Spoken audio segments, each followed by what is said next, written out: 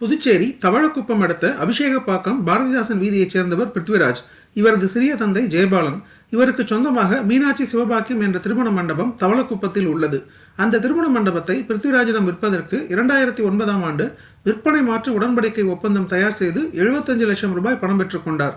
அன்று முதல் இன்று வரை பிருத்விராஜ் பராமரிப்பிலேயே திருமண மண்டபம் செயல்பட்டு வருகிறது. இந்த நிலையில் ஜெயபாலன் இறந்துவிடவே அதே பகுதியைச் சேர்ந்த தங்கராசு என்பவர் அந்த திருமண மண்டபத்தை ஜெயபால் தன்னிடம் விலைக்கு வாங்கியதாக போலி பத்திரத்தை தயார் செய்து உரிமை கொண்டாடியுள்ளார். இது சம்பந்தமான வழக்கு நீதிமன்றத்தில் நடைபெற்று வருகிறது. மேலும் கடந்த 29/7/2025 அன்று தங்கராசு மற்றும் அவரது ஆதரவாளர்கள் மண்டபத்தில் அத்துமீறி நுழைந்து பிருத்விராஜ் மற்றும் உறவினர்களை தாக்கி கொலை மிரட்டல் விடுத்தனர். இது சம்பந்தமான வழக்கு தவளக்குப்பம் காவல் நிலையத்தில் நிலுவையில் உள்ளது. இந்த நிலையில் சமீபத்தில் தங்கராசு மற்றும் அவரது ஆதரவாளர்கள் மீண்டும் திருமண மண்டபத்தின் பூட்டை உடைத்து உள்ளே சென்று பொருட்களை சேதப்படுத்தியதுடன் மண்டபத்தையும் ஆக்கிரமித்தனர். இது சம்பந்தமாக பிருத்விராஜ் டிஜிபியை சந்தித்து புகார் மனு அளித்தார்.